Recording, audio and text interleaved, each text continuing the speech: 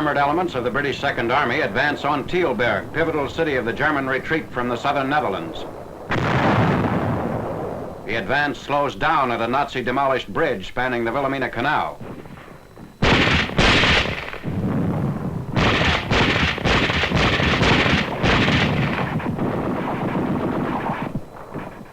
Crossing the canal via the twisted girders.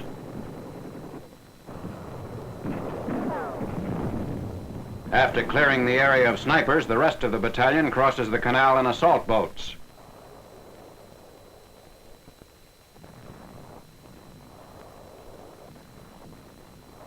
A bridgehead is secured, and shortly thereafter, the former Nazi stronghold is neutralized.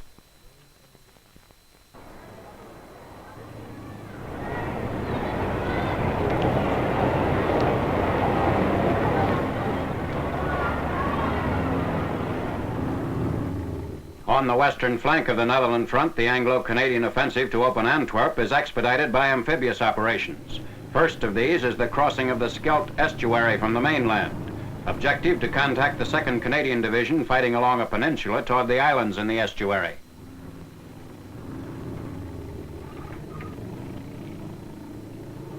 Alligators reach the southeastern coast of Zuid-Beveland, garrisoned by 2,500 Nazis. Later, other armored vehicles arrive, pushing westward to the causeway linking Zuid-Beveland with the farthest of the Scheldt group, Walcheren Island. Waterlogged Walcheren Island, last German strongpoint commanding the approaches to the important port of Antwerp. Half of the island is underwater as a result of RAF bombing of the seawalls. But 5 small areas garrisoned by some 7,000 fanatical Nazis pose a problem whose solution is finally found in a large-scale seaborne attack. On 1st November, a British armada of 200 ships bears down on Walcheren's western shore.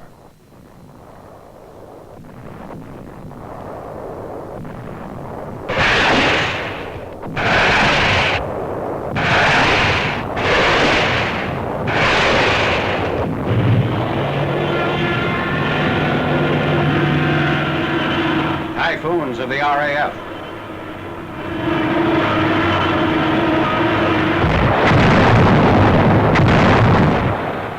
Nazi counter-battery fire.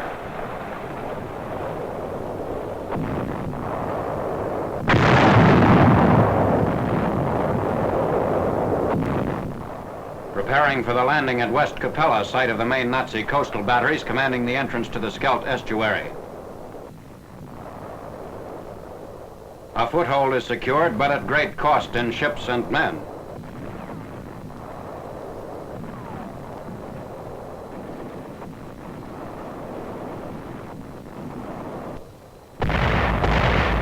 Heavy artillery on the mainland paves the way for another landing on Walcheren.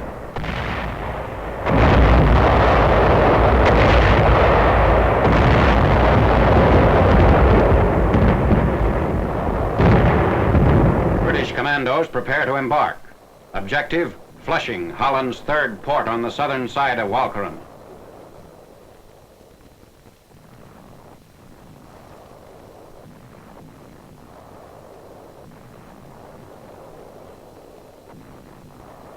Meanwhile, several small craft set out to lay a smoke screen for the amphibious operation.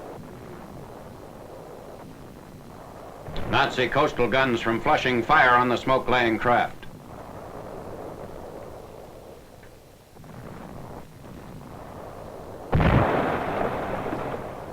British Army commandos land at 0945 hours, meeting less opposition than Marine commandos in the West Capella assault. Fighting ceases after fierce house-to-house action, ending the last phase of the battle for the port of Antwerp, prelude to the Battle of the Reich.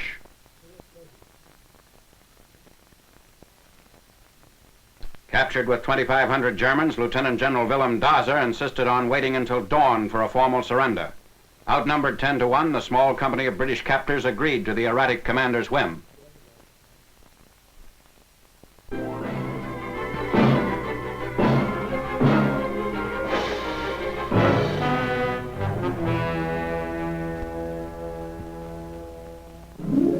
A velocity calibration test for captured 155 shells is prepared near Kornelimünster, Germany on 3rd November. Servicing 1st Army Artillery, an Ordnance Department team installs photoelectric cell units, 100 and 200 feet from the muzzle of an M12 belonging to a field artillery battalion. After firing tables have been computed, thousands of seized rounds of 155 projectiles will be ready for accurate use against the Nazis. Fuse, streamlining cone, and 10-inch firing pin are all part of the German assembly.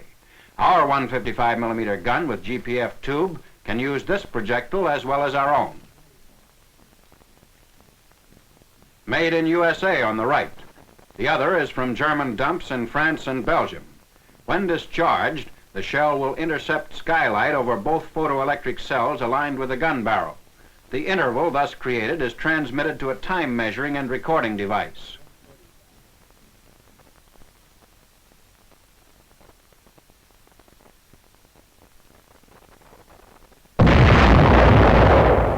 The counter chronograph is accurate to 1/100,000th of a second. Velocity is distance between cells divided by time.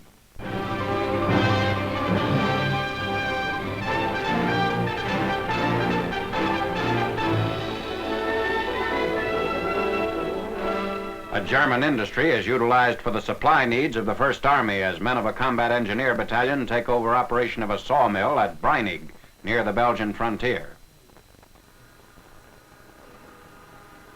A large stockpile of logs found in the mill's yard is converted into timbers and planks for bridges, temporary buildings, and other military uses. Nearby forests will provide additional logs as required.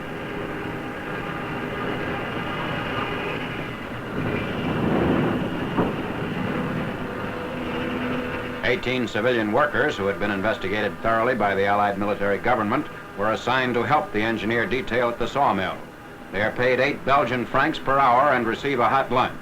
Production has been organized so that the mill can now turn out 15,000 board feet of lumber daily.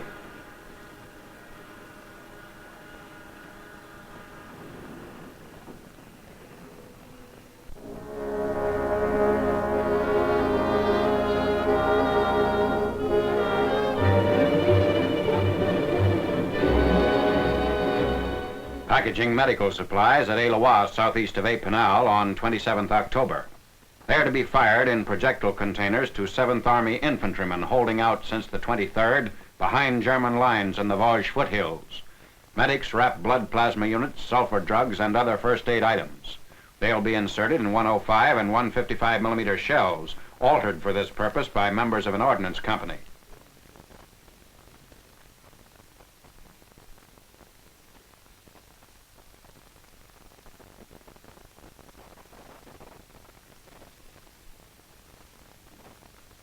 Two days later, at a field artillery emplacement, D rations and halazone tablets are packaged for transmittal to the trapped battalion, who are using bazookas and hand grenades to hold off the Germans.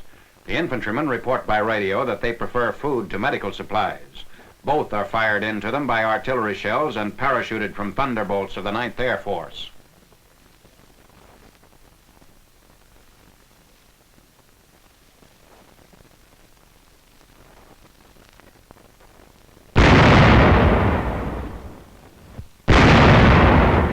Time fuse and light charge will open the shell at the target.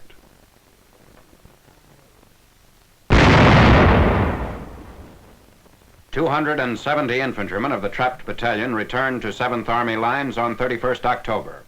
On the 25th, after the Germans had cut in behind them and killed several of the battalion's staff, these men had tried to fight their way out.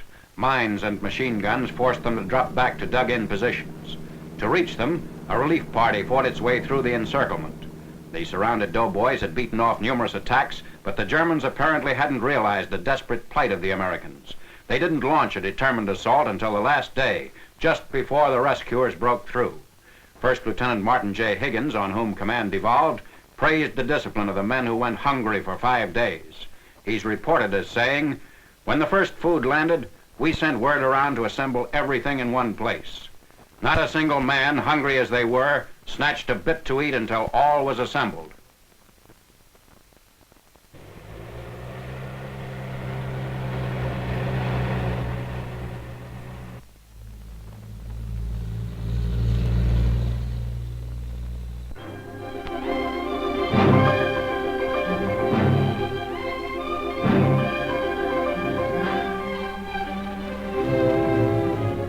Stolberg, Germany on 31st October, the tracks are modified on Sherman tanks of an armored division. On the left, a new track connector which extends the width of each track by 4 inches. It replaces the narrower one in joining the rubber treads.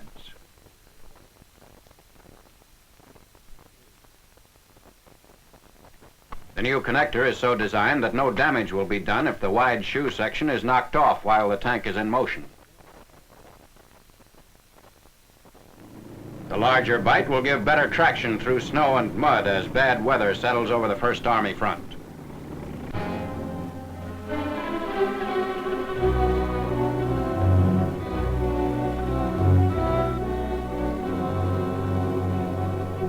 Menvil-Sur-Belvite, Belgium on the First Army front. A light tank patrol of a reconnaissance squadron has found a log barrier blocking entry into the town on 1st November. Engineers have been called on to demolish the roadblock. It's necessary to blow the 2 sections of the barrier separately. Anti-tank mines are detonated by the charge.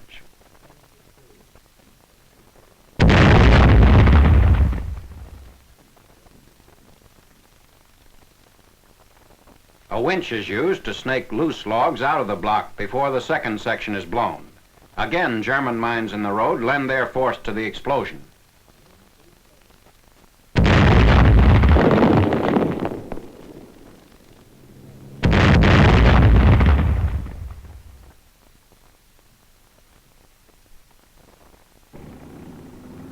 The reconnaissance patrol goes through.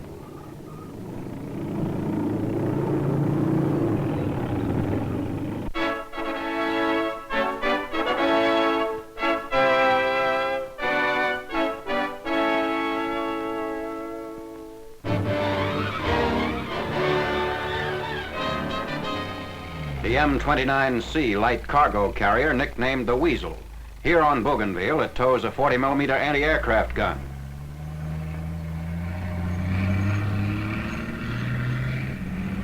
The Weasel has done general duty in terrain ordinarily impassable to other vehicles, negotiating sand dunes, swamps, marshes, deep mud, and waterways.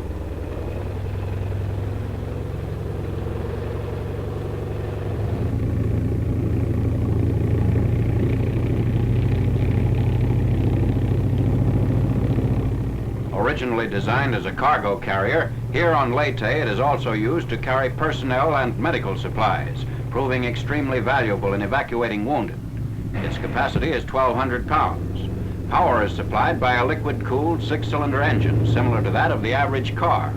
Gasoline-driven, it can do 175 miles of normal land driving on a fuel tank of 35 gallons, or 14 hours of deep water operation.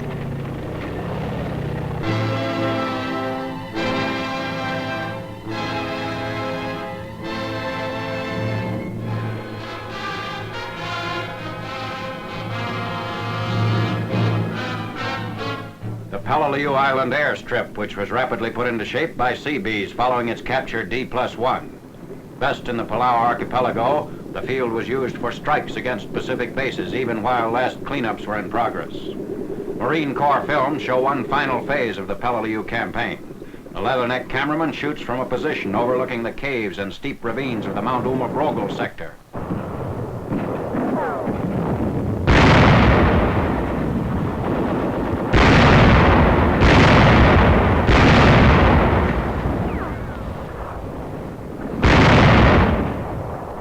Tanks and Marine infantrymen hold precarious positions in the valley. Above them, the Jap waits in Gibraltar-like caves, ingeniously hidden, with an interlocking system arranged to give crossfire on all approaches.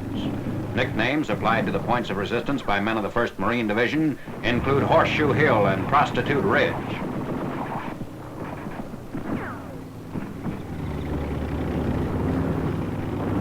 During the yard-by-yard battle, the leathernecks are often driven back by sniper fire.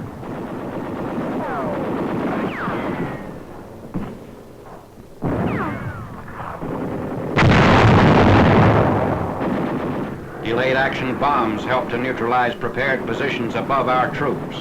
Corsairs of the 2nd Marine Aircraft Wing, operating from a nearby airfield, attack Bloody Nose Ridge.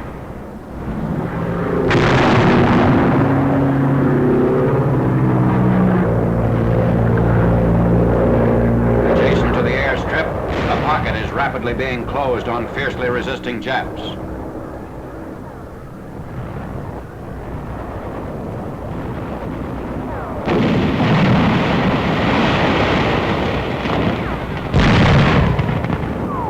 As infantrymen retire to replenish ammo supplies, the attack is picked up by flame-throwing Amtraks. Their fire is directed at machine gun nests, which are pinning down forward units attempting to scale the rugged hills.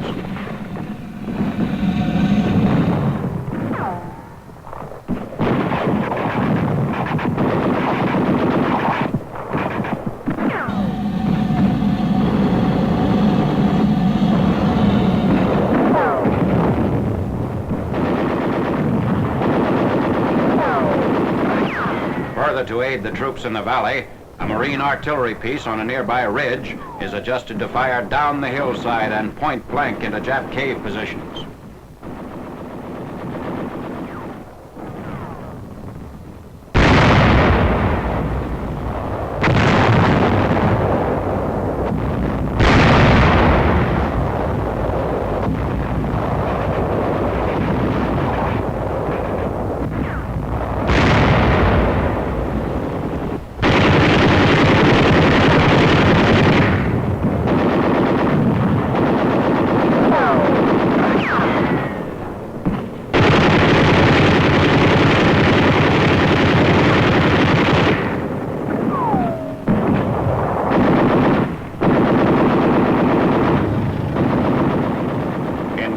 On Peleliu, the 1st Marine Division suffered upwards of 5,000 casualties.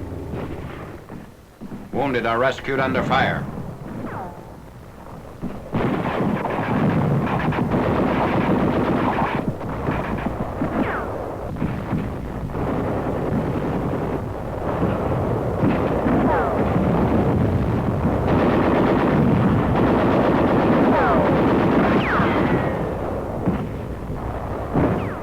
Our troops also are being harassed by heavy caliber mortar fire from the Geisebus Island, about half a mile from Peleliu.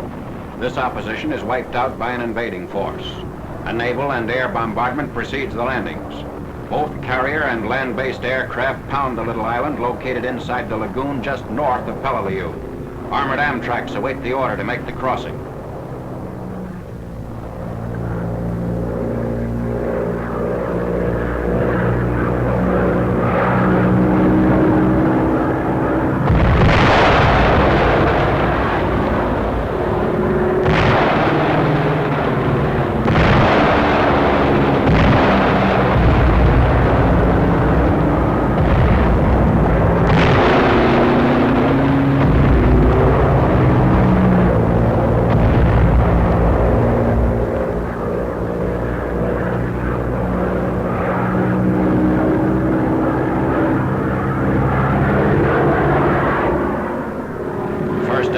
Move across the lagoon on 28th September. The Geisebus is the site of a 3,000-foot airstrip which is believed to be operational.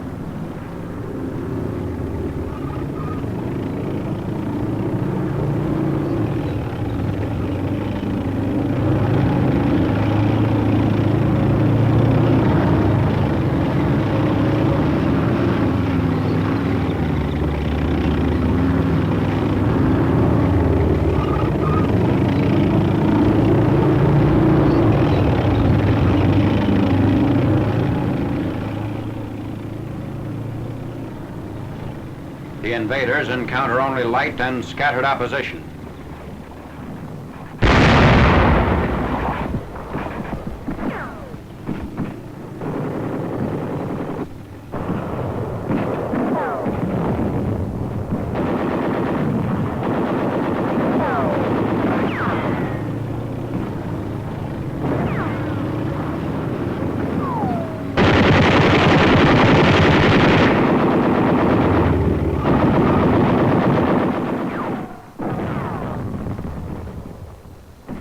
Mortar crew gets ready for action.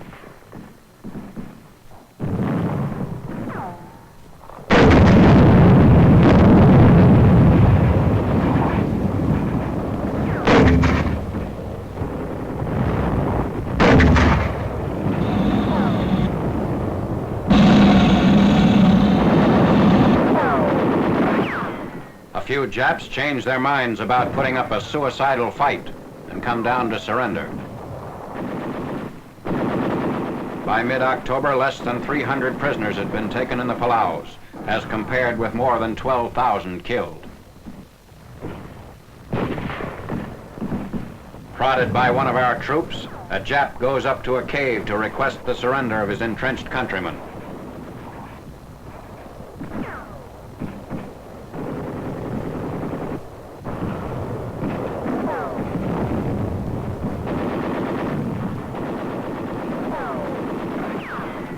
A demolition crew takes cover after placing a charge on a pillbox. By nightfall, Nagasibu ceases to exist as a point of opposition in the Palaus.